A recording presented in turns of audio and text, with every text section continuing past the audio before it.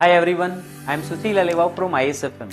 Today we are going to discuss about a good strategy for the investment purpose and the name is long term cluster.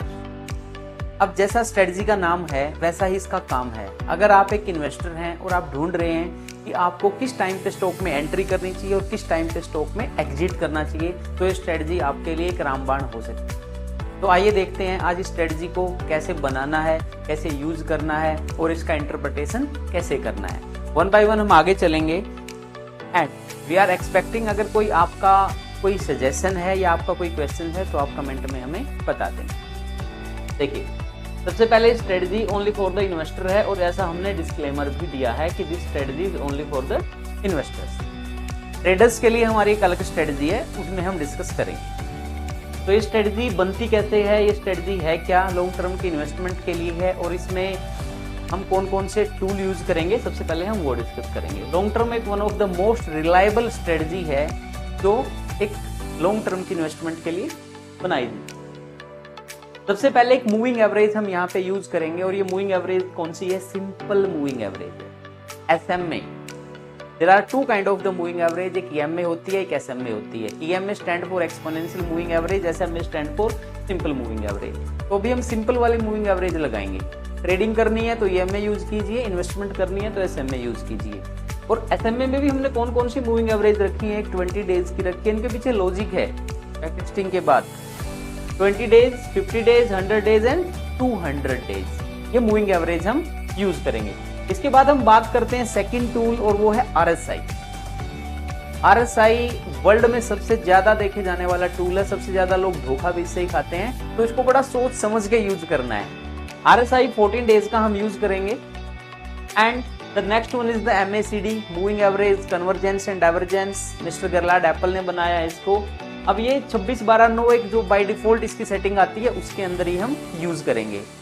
Apart from this एक और tool है जो हम यहाँ पे use कर सकते हैं, वो है वॉल्यूम। अब ये वॉल्यूम कितना है, 20 डेज का है, एक महीने में अप्रोक्स 20 दिन ही ट्रेडिंग होती है, वैसे 22 दिन होती है, कोई ना कोई छुट्टी आ जाती है तो 20 दिन ही ट्रेड यहाँ पे होता है। 20 डेज का एवरेज वॉल्यूम की हम सेटिंग करेंगे। ये सारे टूल आपको वन टाइम में लगाना है। टेक्निकल एनालिसिस का सेटअप अच्छा हो तो पैसा आ जाएगा, बिलीव मी। अगर सेटअप अच्छा नहीं है तो कमाया हुआ पैसा भी जा सकता है, इसलिए सेटअप को ध्यान से देखें और वन बाय वन आप अपने जो भी आप प्लेटफॉर्म यूज कर रहे हैं, ट्रेडिंग व्यू कर रहे हैं, इन्वेस्टिंग कर रहे हैं, आपके ब्रोकर का कर रहे हैं, वहां पे आप इसको लगा लें। अब कैसे कैसे लगाना है वो हम बातें करेंगे। लगाने के बाद कुछ इस तरीके से आपका ये प्लेटफॉर्म दिखेगा बाइंग सेलिंग को लेके, वो हम लाइव दिखाएंगे।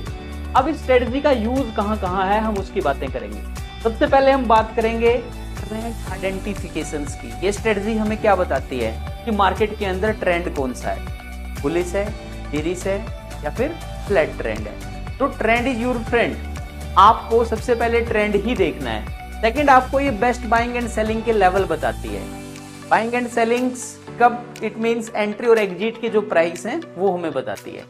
थर्ड वन, ये स्ट्रेटजी हमें सपोर्ट एंड रेजिस्टेंस के लेवल भी बताती है कि डिमांड जोन कहाँ है जिसको हम सपोर्ट बोलते हैं एंड रेजिस्टेंस जोन कहाँ है जिसको हम सप्लाई जोन बोलते हैं। ये सारी की सारी चीजें हमें बताती है। सबसे पहले हम बात करेंगे ट्रेंड आइडेंटिफिकेशंस की कि बुलिश ट्रेंड कब है। अब देखिए, बुलिश ट्रेंड कब होगा, if stock price is going above the 20 days SMA, 20 दिन की मूविंग एवरेज के ऊपर स्टॉक का प्राइस जाता है तो ये बताता है कि ये बुलिश ट्रेंड है, बट शॉर्ट टर्म के लिए। अब अगर यही प्राइस 50 डेज की मूविंग एवरेज के ऊपर जाए तो ये लॉन्ग टर्म के लिए बुलिश हो जाता है। अब करते हैं जो बाकी की दो मूविंग एवरेज बची 100 और 200, वो क्या काम आती हैं, वो टारगेट आइडेंटिफिकेशंस के काम आती हैं कि स्टॉक कहां तक जा सकता है या कहां तक गिर सकता है अगर आप बेरिश ट्रेंड में है तो इस तरीके से बुलिश ट्रेंड का आइडेंटिफिकेशन ये मूविंग एवरेज बड़े आराम से कर देते हैं। अपार्ट फ्रॉम दिस, अगर हम बात करें कि स्टॉक का प्राइस अगर सारी की सारी मूविंग एवरेज से ऊपर है ऑलरेडी तो वो स्टॉक ऑलरेडी बुलिश ट्रेंड में है। अगर सारी की सारी मूविंग एवरेज के नीचे है तो वो बेरिश ट्रेंड में है। अब बेरिश ट्रेंड कैसे आइडेंटिफाई होगा, सेम मैनर्स में अगर हम देखें vice versa, if stock price is going below the 20 days moving average, 20 दिन की मूविंग एवरेज शॉर्ट टर्म के लिए बड़ी अच्छी है, चाहे वो बुलिश हो या बेरिश हो। अगर 50 डेज के भी नीचे चला जाए तो वो और ज्यादा बेरिश हो गया, फिर वहां आप अपनी पोजीशन खुल के बना सकते हो। एंड अगेन 100 एंड 200 डेज फिर से क्या होगा, आपके टारगेट आइडेंटिफिकेशन के लिए होगा। अपार्ट फ्रॉम दिस, अगर सारी की सारी मूविंग एवरेज से नीचे ऑलरेडी है तो उस स्टॉक से आप दूर रहिए, वहां पे बाइंग का काम नहीं करना, सेल ऑन राइज का काम करना है। तो इस तरीके से ये स्ट्रेटजी ट्रेंड आइडेंटिफिकेशन का काम करती है। फिर हम बात करेंगे बाइंग एंड सेलिंग के जो सिग्नल्स हैं वो कैसे लिए जा सकते हैं स्ट्रेटजी से। अगर बाइंग एंड सेलिंग के सिग्नल्स की मैं बात करूं तो बाइंग का सिग्नल कब करना है, 20 डेज के ऊपर जाए तो 40%, इट मीन थोड़ा सा अमाउंट ले लें, 50 के ऊपर जाए तो और बढ़ा दें।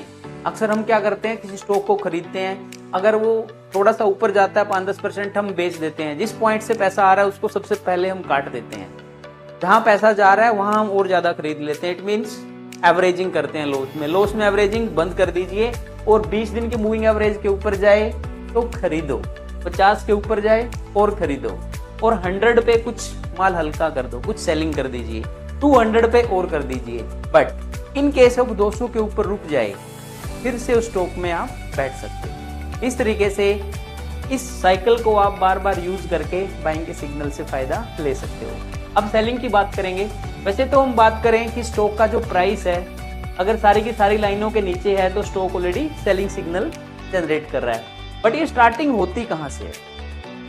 20 दिन की मूविंग एवरेज के नीचे अगर स्टॉक जाता है तो सेलिंग शुरू होती है, एक वीक सेंटीमेंट से। 50 के नीचे जाता है तो और ज्यादा शुरू होती है, फिर भी एक डबल सेलिंग के सेंटीमेंट हो गए। अब अगर स्टॉक का प्राइस गिरते हुए 100 को टच कर दे तो कुछ उठने की प्रोबेबिलिटी होती है, बट श्योरिटी नहीं है। 200 को टच कर दे तो 200 एक बहुत अच्छा सपोर्ट मानते हैं। 200 पे जाके स्टॉक अगर एक फंडामेंटल अच्छा है, 200 डेज की मूविंग एवरेज को टच कर रहा है तो खरीद लेना चाहिए, कोई बुराई भी नहीं। वहां से स्टॉक ज्यादा नहीं गिरेगा अगर कोई फंडामेंटल कोई बड़ा कोई लूपहोल नहीं आया तो सेलिंग सिग्नल भी इन्हीं मूविंग एवरेज के बिहाफ पे आप देख सकते हो। फिर जो बाकी के टूल हमने डिस्कस किए थे कि कंफर्मेशन के लिए जो MACD है या जो अदर है, उन टूल्स का क्या यूज होगा वो हम नेक्स्ट वीडियो में बताएंगे। Thank you so much.